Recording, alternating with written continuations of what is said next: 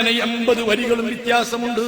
ഓരോരുത്തരും 50 വരിയിൽ മാത്രമേ ചെന്ന് നിൽക്കുകയുള്ളൂ, അല്ലാതെ ഓരോരു ഇഷ്ടം പോലെ വരിയിൽ നിൽക്കുകയല്ല. ആ വരിയുടെ സാന്ദ്രത ഹബീബ് സല്ലല്ലാഹു അലൈഹി വസല്ലം തങ്ങൾ പഠിപ്പിച്ചു. അതേ പാസ്പോർട്ട് ഓഫീസിൽ ക്യൂ നിൽക്കുന്നത് പോലെയല്ല, എമിഗ്രേഷൻ കൗണ്ടറിൽ ക്യൂ നിൽക്കുന്നത് പോലെയല്ല, പല സ്ഥലത്തും ദുനിയാവിൽ നമ്മൾ കൂലി നിൽക്കുന്നത് പോലെയല്ല. അതേ സമയത്ത് 80,000 കൊല്ലം ഒരു ഒട്ടകം അതിശീഘ്രം ഓടുന്ന ഒട്ടകം ഓടിയാൽ ഒരു വരി മുറിച്ചു കടക്കാൻ കഴിയില്ല. ഏറ്റവും ചുരുങ്ങിയതൊരുത്തന്റെ കാലിന്മേൽ 100 കാലുകളെങ്കിലും ഉണ്ടാകുമെന്ന് പറഞ്ഞതാരാ? ചന്ദ്രൻ പിളർത്തി കാണിച്ചു തന്ന മുത്ത് മുഹമ്മദ് മുസ്തഫ, ഇന്തപ്പനകളെ നടത്തിയിട്ടു കാണിച്ചു തന്ന മുഹമ്മദ് മുസ്തഫ, ചരക്കല്ലുകളെ കൊണ്ട് തസ്ബീഹ് ചൊല്ലിപ്പിച്ച് കേൾപ്പിച്ചു തന്ന മുഹമ്മദ് മുസ്തഫ, 90,000 അത്ഭുതങ്ങൾ കാണിച്ച മുഹമ്മദ് മുസ്തഫ. അവിടുന്ന് പറഞ്ഞു, മക്കളെ, ഈ നിലക്ക് 80 വരികളിലായി എന്റെ ഉമ്മത്തിന് നിർത്തപ്പെടുമ്പോൾ ബഹുമാനപ്പെട്ട മുത്തുനബി പടച്ച റബ്ബിനോട്, ഇല്ല, ഈ നിലക്കനി നിന്നുകൂടാ, ഇതനി സഹിച്ചുകൂടാ, മുഹമ്മദുർ റസൂലുള്ളാഹ്. അങ്ങനെ വരി നിൽക്കുന്നത്, ഇതിനി മുന്നോട്ട് കൊണ്ടുപോയിക്കൂടാ. അപ്പോഴാണ് ജഹന്നമിനെ കൊണ്ടുവന്ന് മീസാനെന്ന തുലാസ് സ്ഥാപിച്ചു. മീസാനെന്ന തുലാസൊക്കെ എന്താ, സിറാത്ത് പാലം എന്താ? അങ്ങനെ ഒരു മനുഷ്യൻ ഒറ്റ വാക്ക് പറഞ്ഞ് നിർത്തി. ഒരു മനുഷ്യന്റെ അമലുകളൊക്കെ ഇങ്ങനെ നന്മയും തിന്മയും തൂക്കി നോക്കുന്ന സമയത്ത് ആ മനുഷ്യന്റെ നന്മ ഒത്തിരി കുറവുണ്ട്. അണുമണി തൂക്കുന്ന നന്മയുടെ കുറവുണ്ട്. ആ കുറവ് കണ്ടതോടുകൂടി അവൻ ആകെ ഉയർത്തുപോയി. കാരണം കൺമുമ്പിൽ കാണുന്നത് കത്തിയാളുന്ന നരകമാണ്. നരകത്തെ കുറിച്ച് പറഞ്ഞില്ലല്ലോ.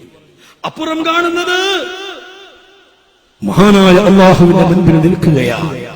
അപ്പുറമുള്ളത് ഇടഭാഗത്ത് അവൻ ചെയ്ത ദുഷ്കർമ്മങ്ങൾ, വലഭാഗത്ത് സൽക്കർമ്മങ്ങൾ, തൊട്ടുമുമ്പിൽ നരകം. ആ നരകത്തിങ്ങനെ കത്തിയാളുന്ന നരകം ഇങ്ങനെ കണ്ടുകൊണ്ട് ഈ അമലുകൾ തൂക്കി അല്പം സൽക്കർമ്മത്തിന്റെ കുറവ് വന്നപ്പോൾ അയാളിങ്ങനെ പൊട്ടിക്കരയുകയാണ്, നിലവിളിക്കുകയാ. ഈ കടുവയുടെ മുമ്പിൽപ്പെട്ട മനുഷ്യൻ കാട്ടുന്നത് നിങ്ങൾ കണ്ടില്ലേ?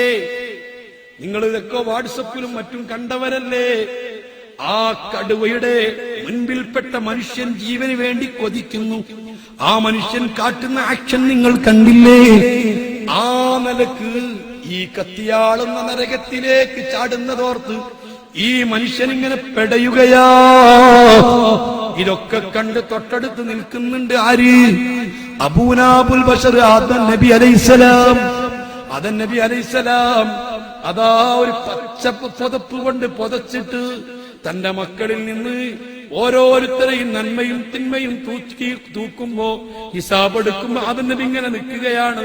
ഈ മനുഷ്യൻ ഇങ്ങനെ ജീവന് വേണ്ടി വെമ്പൽ കൊള്ളുന്ന പോലെ സാക്ഷാൽ കടുവയുടെ മുമ്പിൽപ്പെട്ട വിദ്യാർത്ഥി പെടയുന്നത് പോലെ ഈ മനുഷ്യൻ ഇങ്ങനെ പെടയുമ്പോൾ മഹാനായ ആദം നബി അലൈഹിസ്സലാം ഈ മനുഷ്യരെ 2 മലക്കുകൾ കൈ പിറകോട്ട് ബന്ധിച്ച് നരകത്തിലേക്ക് പിടിച്ച് വലിച്ചു കൊണ്ടുപോവുകയാണ്.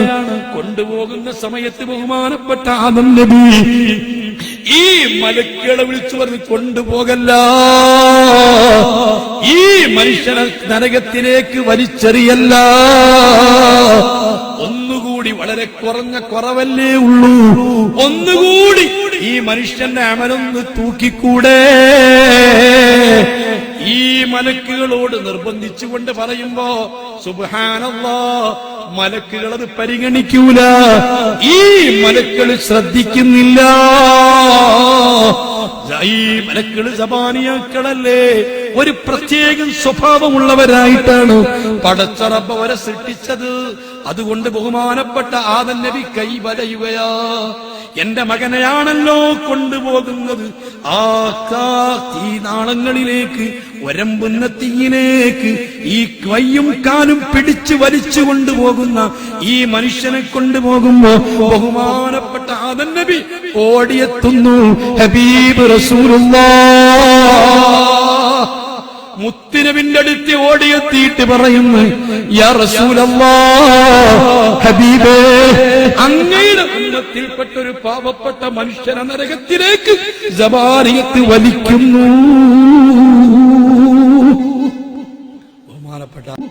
ബഹുമാനപ്പെട്ട അലൈഹിസ്സലാത്തു വസ്സലാം മുത്തുനബിന്റെ അടുത്ത് എന്ന് പറയും, തങ്ങളെ ഉമ്മത്തിൽപ്പെട്ട ഒരാളെയാണ് കൊണ്ടുപോകുന്നത്. ഹബീബ് സല്ലല്ലാഹു അലൈഹി വസല്ലം ഓടിയെത്തിയിട്ട് ഈ മനുഷ്യന്റെ നന്മയും തിന്മയും രണ്ടാമെല്ലാം നോക്കാൻ വേണ്ടി പറയും. മലക്കുകൾ നബി സല്ലല്ലാഹു അലൈഹി വസല്ലം തങ്ങൾക്ക് വഴങ്ങും. ലോകത്തെ മൊത്തം മുത്തുനബിക്ക് കീഴ്പ്പെടുത്തിയത് കൊണ്ട് സർവ്വ നബിക്ക് വഴിപ്പെട്ടു കൊള്ളണം. ഹബീബായ മുത്തുനബിക്കല്ലാതെ ലോകം വഴിപ്പെടില്ല.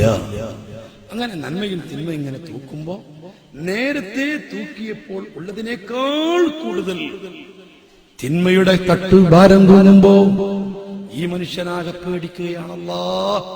സങ്കടത്തിന് ഹർജി കൊടുത്ത് മഹാസങ്കടം പാസായി എന്ന് പറഞ്ഞ പോലെ ഇയാളിങ്ങനെ പേടിച്ചു വിറയ്ക്കുമ്പോ അള്ളാഹുവിന്റെ റസൂൽ അവിടുത്തെ മടിത്തട്ടുന്ന എന്തോ ഒരു സാധനം എടുത്തിട്ട് ഈ നന്മയുടെ തുലാസിലേക്ക് അങ്ങിടുന്നു. അങ്ങിട്ടിടുമ്പോഴേക്ക് അത് വല്ലാതെ ഭാരം തൂങ്ങിയിട്ട് ആ മനുഷ്യൻ രക്ഷപ്പെടുന്നു. സന്തോഷത്തോടുകൂടി തുള്ളിച്ചാടുന്നു. ആ മനുഷ്യനെ സ്വർഗത്തിലേക്ക് കൊണ്ടുപോകുന്നു. ബഹുമാനപ്പെട്ട മുത്തിനെ ഒന്ന് കെട്ടിപ്പിടിച്ചുകൊണ്ട് ചോദിക്കുന്നു, തങ്ങളെ, എന്റെ നന്മയും തിന്മയും തൂക്കുന്ന സമയത്ത് എന്താണ് തങ്ങളതിലേക്കിട്ടത്? അതെനിക്കറിഞ്ഞില്ലല്ലോ. ആഖിർ സമാനിലെ മക്കളെ, നിങ്ങൾക്കറിയുമോ ഹബീബ് തങ്ങൾ പറയുന്നു, മോനെ, ഈ ദുനിയാവിൽ വെച്ച് എത്ര സ്വലാത്തുകളാ നീ ചൊല്ലിയത്? പല ആലിമീങ്ങളും പല സയ്യിദന്മാരും പല സാദാത്തുക്കളും പല കാര്യങ്ങൾക്ക് വേണ്ടി സലാത്ത് ചെല്ലാൻ വേണ്ടി പറഞ്ഞു. കടം വീടാൻ വേണ്ടി സലാത്ത് ചെല്ലാൻ പറഞ്ഞു. അതുപോലെ രോഗശമനത്തിന് വേണ്ടി സലാത്ത് ചെല്ലാൻ പറഞ്ഞു. തന്റെ പ്രശ്നങ്ങൾ തീരാൻ വേണ്ടി സലാത്ത് ചെല്ലാൻ പറഞ്ഞു. മക്കള് നന്നാവാൻ വേണ്ടി സലാത്ത് ചെല്ലാൻ പറഞ്ഞു. പാപങ്ങൾ പൊറുക്കാൻ വേണ്ടി സലാത്ത് ചെല്ലാൻ പറഞ്ഞു. ഇങ്ങനെ ദുനിയാവിൽ 100 ആവശ്യങ്ങൾക്ക് വേണ്ടി നിന്നോട് പലരും സ്വലാത്ത് ചെല്ലാൻ നിർദ്ദേശിച്ചു. നീ ആ സ്വലാത്തുകളൊക്കെ ചൊല്ലി. പക്ഷേ നിന്റെ ഒരു കാര്യവും നടന്നില്ല. കടം വീടാൻ വേണ്ടിയിട്ട് സ്വലാത്ത് ചൊല്ലിയിട്ട് നിന്റെ കടം വീടിയിട്ടില്ല. രോഗശമനത്തിന് വേണ്ടി സ്വലാത്ത് എല്ലാം പറഞ്ഞ് നീ സ്വലാത്ത് ചൊല്ലിയിട്ടുണ്ട്. പക്ഷേ നിന്റെ സുഖം സുഖപ്പെട്ടിട്ടില്ല. ഇങ്ങനെ ദുനിയാവിന് 100 ആവശ്യങ്ങൾക്ക് വേണ്ടി നീ സ്വലാത്തുകൾ ചൊല്ലിയപ്പോൾ ആ ആവശ്യങ്ങളൊന്നും തീരെ ഞാൻ പരിഗണിച്ചില്ല. നിന്റെ ആവശ്യങ്ങൾ മുഴുവനും ഞാൻ ഇന്നത്തേക്ക് നീട്ടിവെച്ചതാണ്. ആ സ്വലാത്ത് മൊത്തം ഞാൻ സൂക്ഷിച്ചു വെച്ചതാണ്. ഇപ്പോൾ ഞാൻ അത് ഉപയോഗപ്പെടുത്തിയതാണ്.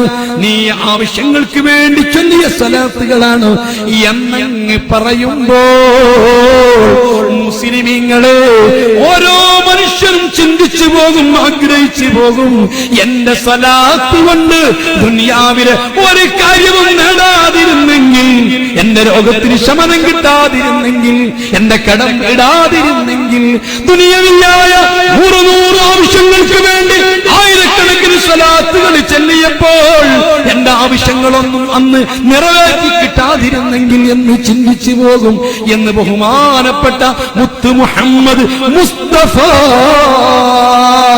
അതുകൊണ്ട് ആ സ്വലാത്തിനോളം ഫലം ചെയ്യുന്ന മറ്റൊരു കാര്യമില്ല. പടച്ച റബ്ബ് നമ്മെ സ്വീകരിക്കുമാറാവട്ടെ, നമ്മെ അല്ലാഹ് കബൂലാക്കുമാറാവട്ടെ. എല്ലാ സ്വലാത്തുകളും ആഖിറത്തിൽ ഉപകരിക്കുന്ന അമലുകളായി പടച്ച റബ്ബ് നമുക്ക് നന്മ തിന്മകൾ തൂക്കുന്ന തുലാസിന്റെ തട്ടിൽ ഭാരം തൂങ്ങുന്ന അമലുകളായി നമ്മിൽ നിന്ന് അല്ലാഹ് കബൂലാക്കി തരട്ടെ.